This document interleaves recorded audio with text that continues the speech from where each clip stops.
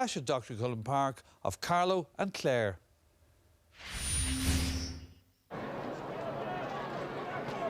Clare put their disappointment of losing to Kerry behind them as they took on Carlow at Dr. Cullen Park. Paul Broderick has struggled with injury and failed to make the starting Carlow 15. Defender Benny Kavanagh of Éire Óg captained the side. Podge Collins served his one-match ban as the hurlers took on Wexford yesterday, and he lined out at top of the right. The side showed two changes from the Kerry game, with Jamie Maloney and Rory Donnelly coming in for Dean Ryan and Martin O'Leary. Enda Coughlin opened with a Clare point after just 15 seconds, and within a minute the Kilmurray Bricken clubman would add a second from all of 48 metres. Carlow goalkeeper Andy O'Brien was quick off the mark as he kept out an effort from Jamie Maloney. Carlow captain Benny Kavanagh narrowed the gap to the minimum. But Clare returned 6 unanswered points, among them a punched effort from Sean Collins. In the 14th minute, Shane Hickey went off with an injury. Rory Donnelly's shooting boots put more pressure on the Carlow defence. Podge Collins' effort came off the woodwork, but Rory Donnelly was there to send it on its way. The gap was cut to 2 when Kieran Moran found the Clare net. Rory Donnelly was having quite a game as he goaled for the visitors. Just before the half hour, Donnelly was pulled down, and Gary Brennan's penalty was deflected over the bar by Andy O'Brien. At the interval, Clare led 2-15 to 1-6. The Bannermen continued where they left off, with Gary Brennan's point after 25 seconds. Dual player Podge Collins was rewarded for his efforts with a well-taken goal. Carlow fought back, with David Bambrick producing a second goal for the home side. Podge McMahon had Clare's 4th. Paul Broderick produced 2 points after being introduced as a substitute. Following the exit of the Clare hurlers yesterday, the county's footballers can look forward to the next round of the qualifiers. It ended Clare 4-36, Carlow 2-13.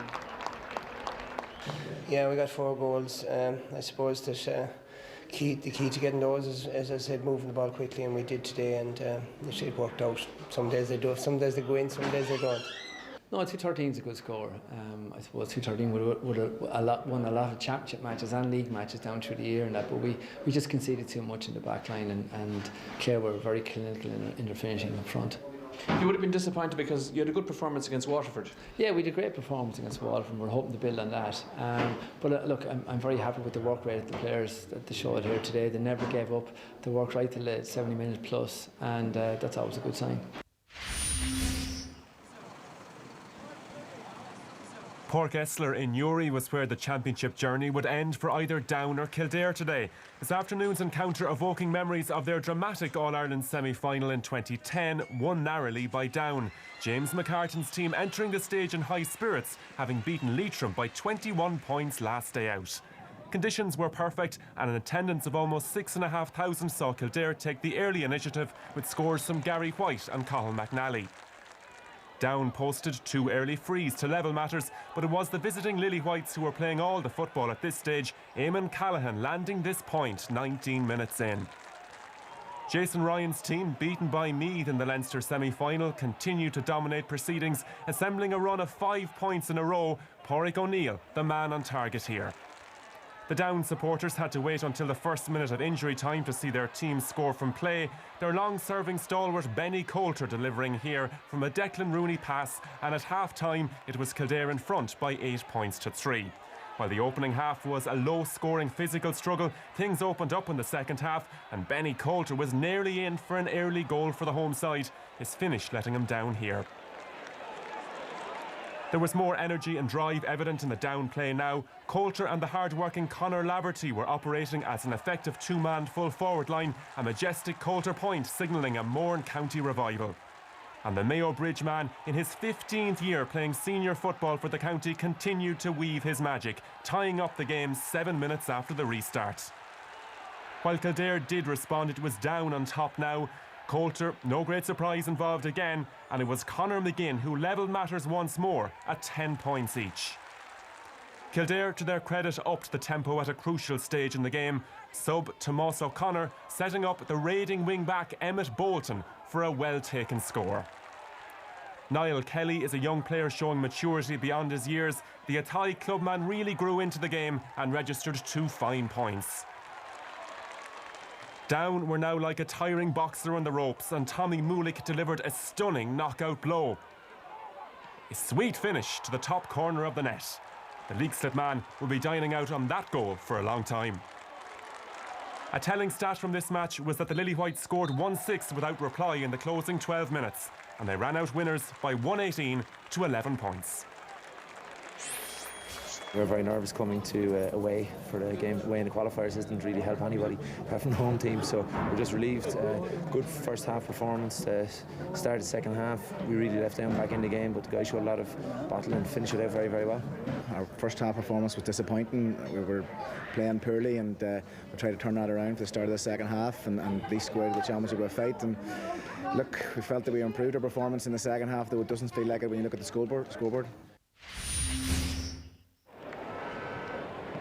With both Tyrone and Armagh in the Championship Last Chance Saloon, this was a winner-takes-all game, meaning expectations at the kick-off were intense.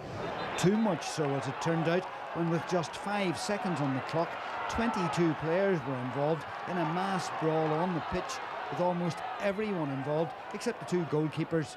When the dust settled, Armagh's Aidan Falker and Matty Donnelly from Tyrone were both given yellow cards. When the football finally got underway, it was Armagh first on the scoreboard through a point from Tony Kernan. Kyle Coney equalised for Tyrone before the Red Hands goalkeeper Niall Morgan made it 2-1 from a free kick. Armagh then got into their stride with 3 points from Tony Kernan and 1 from Stephen Harold, leaving them 5-3 up. Then, in what could have been a turning point, Tyrone were reduced to 14 men, and Matty Donnelly received a second yellow card and was sent off. Armagh had goal chances in the first half, but were denied by the Tyrone net keeper Niall Morgan. However, 2 more points from Jimmy Clark saw them ease to a 7-3 4-point lead. In the dying minutes of the first half, Tyrone staged a comeback of sorts, with 2 Sean Kavanagh frees closing the gap. It was, though, poor enough fare, with 10 of the 12 points scored in the first half all coming from frees. The half-time score in Omagh was Tyrone 5 points, Armagh 7. Tyrone obviously got a dressing room ticking off from manager Mickey Hart at half-time, because they emerged re-energised. They brought on Stephen O'Neill and he scored a point, followed by 2 more for Tyrone from Niall McKenna and Sean Kavanagh to leave the sides level 10 minutes into the second half. Armagh, who were the better side, then edged ahead through Stephen Campbell and Aaron Kernan, and they could have been further ahead but for more goalkeeping heroics for Tyrone from Niall Morgan. Tyrone then dragged the score back to 10 points all before Armagh embarked on what would ultimately prove a match-winning burst of scoring. Jimmy Clark got a point in off the post, and Mark Shields and Rory Grugan added 2 more to leave Armagh 3 ahead, 13-10, going into the final minutes. They did waste chances and had goal opportunities but didn't take them. Tyrone tried to come back but missed what scoring opportunities they had and were second best in the closing stages. In the end, it was Armagh, the underdogs at the start of this match, who made it through to the next round of the qualifiers. Final score at Healy Park in Omagh: Tyrone 10 points, Armagh 13. Well, Pat Spillane, those scenes at the end probably showed the contrast. Great win for Armagh, but a bit of a disaster for Tyrone at home. Well, it was probably a surprising result, because Armagh were playing on the 3rd Sunday in a row, and they were coming off the back of a very flat performance when they were beaten by Monaghan last Sunday.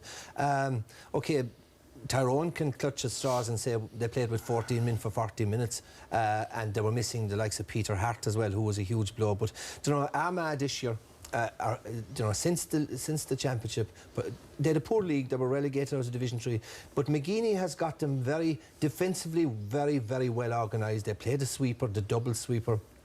I mean, they restricted Tyrone today, no score in the final 23 minutes. The starting Tyrone forwards got 2 points from play. So defensively now they are very, very well organised. And of course, they have all Messi in the north up there in Jamie Clark.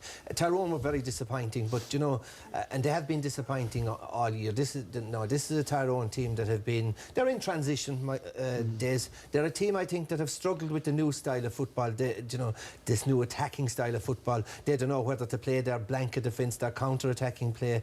And I just don't think the quality of players is there now. They don't have, you know, they're still clinging on to Gormley, the McMahons, but they're... Is there a need to freshen things up there in Tyrone? Well, you know, it's far from... be it for me to be calling for Mickey Hart's head or anything like that, because he's brought 3 All-Irelands to... But I just genuinely believe, I see it, you know... Every great manager, every great player has his day. It happened in Kerry. Mick O'Dwyer delivered 8 All-Irelands up to 86, and he had 3 or 4 very bad years. Now Mickey Hart has had, since 2000, he's had, this is his 6th fairly bad year, particularly in championship football. I think they're a team that need a fresh face, fresh voice, and probably fresh ideas and fresh leadership. Kieran? Yeah, it is. It's an either raw emotion. Yeah. I don't think you should evaluate the manager. Yeah. You know, I don't mean that, but even to change I think what he's done for Tyrone football is fantastic. But every now and then you do need to freshen things up, and every inter-county manager has his lifespan, and that's for the people of Tyrone to decide. A lot of people would have felt they had a lot of talent coming through. There was only 2 of that team that started today that started in the 2008 All-Ireland final. So they have gone through a lot of transition. They've changed a lot of players, but you play with the deck that you're dealt, and he doesn't have the same quality of players, particularly in the forward line, and I think that has shown over the last couple of years. But credit Armagh. Armagh came out today to set up very, very defensively, to make it very, very difficult, and at the start maybe they roughed them up a bit to try and intimidate them,